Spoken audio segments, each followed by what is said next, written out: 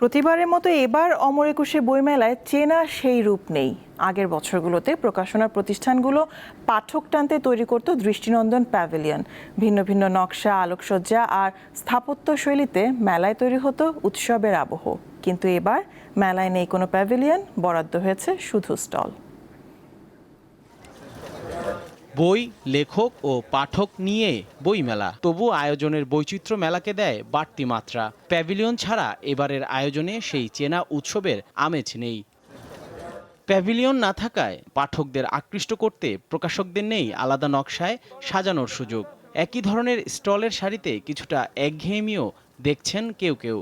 প্রতি বছরের মতো জাঁকজমকপূর্ণ এইবার আসলে না। আগের বইমেলাটা আরো বেশি সুন্দর লাগছে, আমার কাছে মনে হয়েছিল প্যাভিলিয়ন বা স্টলগুলো আরো বেশি সুন্দর করে সাজানো ছিল। এবার প্যাভিলিয়নটা না থাকার কারণে আমার মনে হচ্ছে যে নান্দনিকতায় খানিকটা ঘাটতি রয়েছে। ওইরকম সৌন্দর্যটাও আসলে কমে গেছে। তো আমার কাছে মনে হয় যে ওই আগের প্যাভিলিয়নের যে ব্যাপারটা আছে ওইটা থাকলেই হয়তো ভালো হতো। প্যাভিলিয়ন না থাকায় থিম অনুযায়ী সাজানো যায়নি, ফলে মেলার চিরচেনা বৈচিত্র্য ও নান্দনিকতা অনেকটাই হারিয়েছে।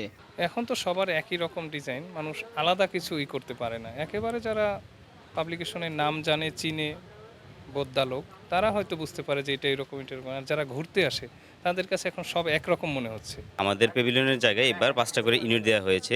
যেহেতু আমরা প্যাভিলিয়নটাই প্রত্যেক বছর আয়োজন করে আসছি, আমরা চাইবো যে নেক্সট ইয়ার থেকে যাতে আবার এই প্যাভিলিয়নের আয়োজনটাই করা হয়ে থাকে। এবার বইমেলা আয়োজনে অনিশ্চয়তা কাটানো এবং সব প্রকাশনীকে এক কাতারে আনতে প্যাভিলিয়ন বরাদ্দ বাতিল করে কর্তৃপক্ষ। জহির মোহসান, দীপ্ত সংবাদ, ঢাকা।